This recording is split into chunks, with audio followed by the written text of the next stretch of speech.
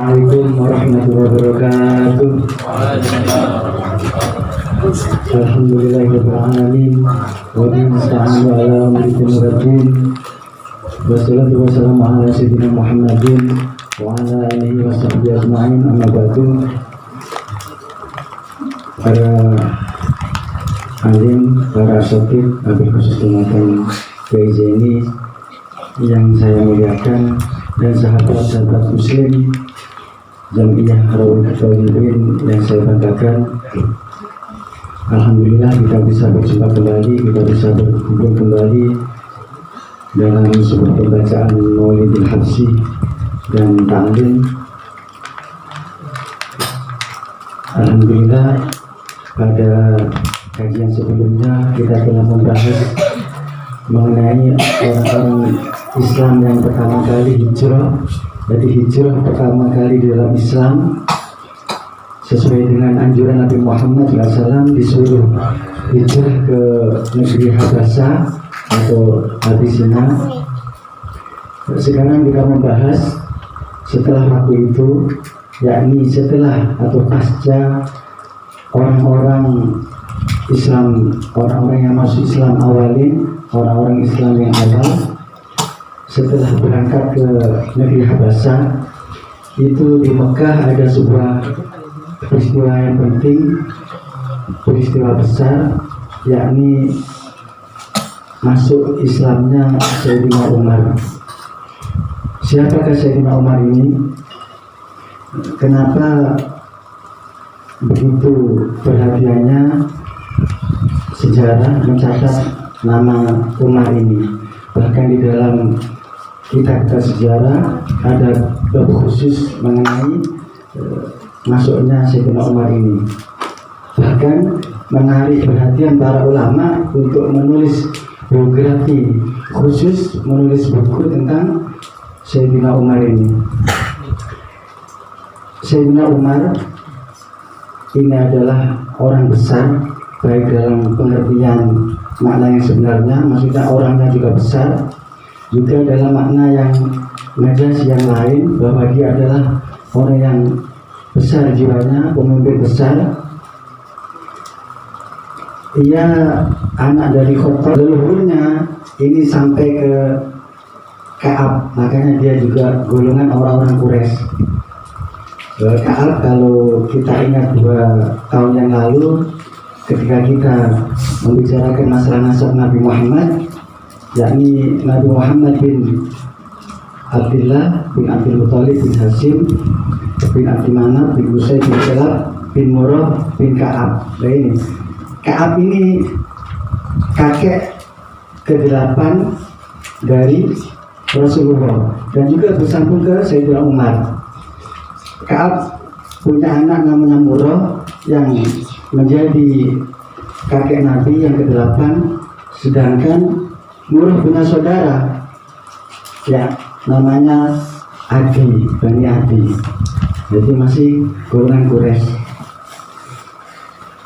Umar ini juga salah satu mengkibaril sahabat, jadi para petinggi sahabat, juga salah satu dari mertua Nabi Muhammad SAW. Beliau punya putri namanya Hafsah, dinikahi oleh Nabi Muhammad SAW. Juga salah satu Khulafaur Rasyidin, khalifah pengganti Nabi Muhammad SAW setelah Abu Bakar. Makanya namanya begitu penting di dalam sejarah Islam.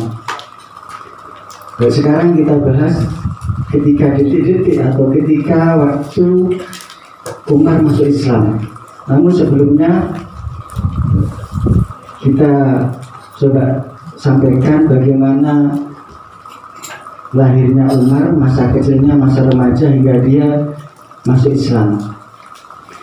Dia lahir 13 setelah peristiwa Fil.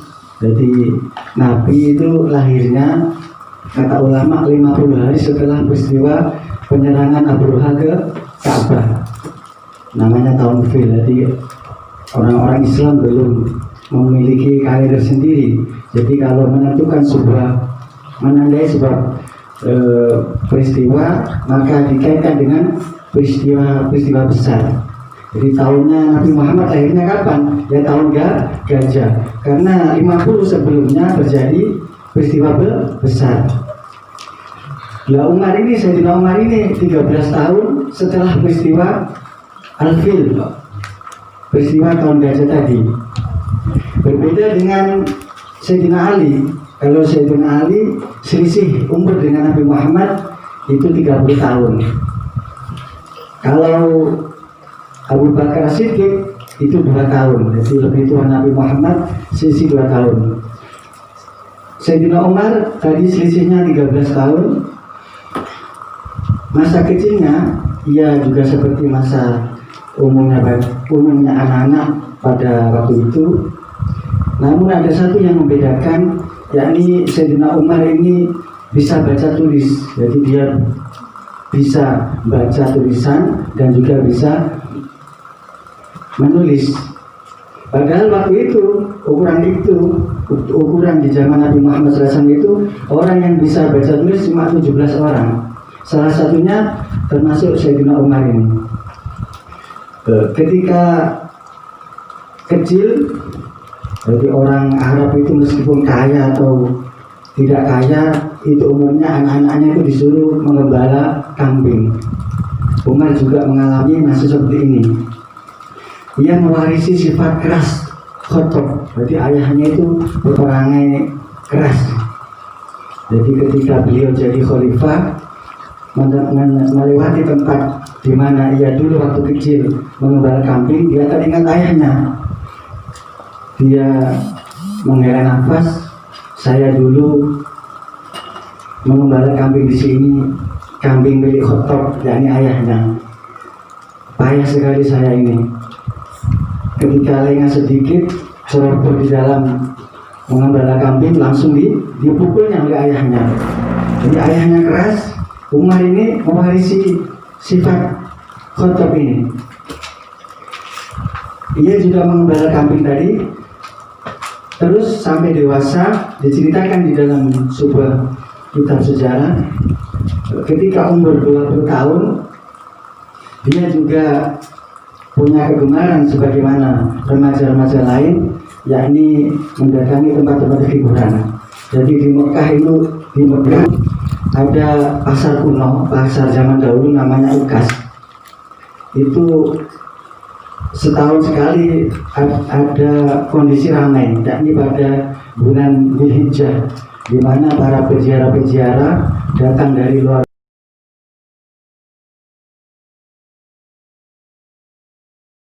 itu mengunjungi Mekah untuk istilahnya bertawaf.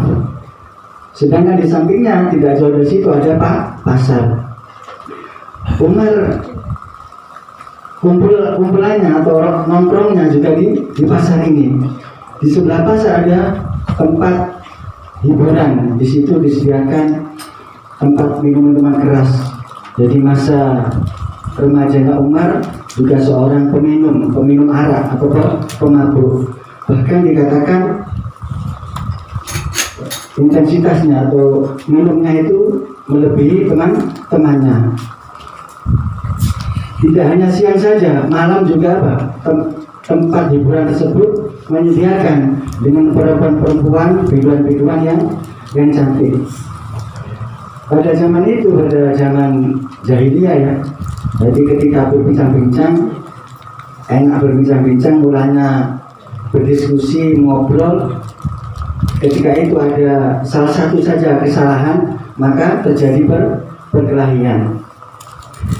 Kisah menariknya, ada seorang dari luar kota Mekah itu pandai bergulat, di mana tidak ada satupun sebelumnya yang dapat mengalahkannya. Singkat cerita, maka diadulah dengan Umar. Dan ketika bergulat dan ditonton oleh banyak orang dikelilingi oleh orang-orang sekitar pasar tersebut. Ternyata orang tersebut dikalahkan oleh Sayyidina Umar.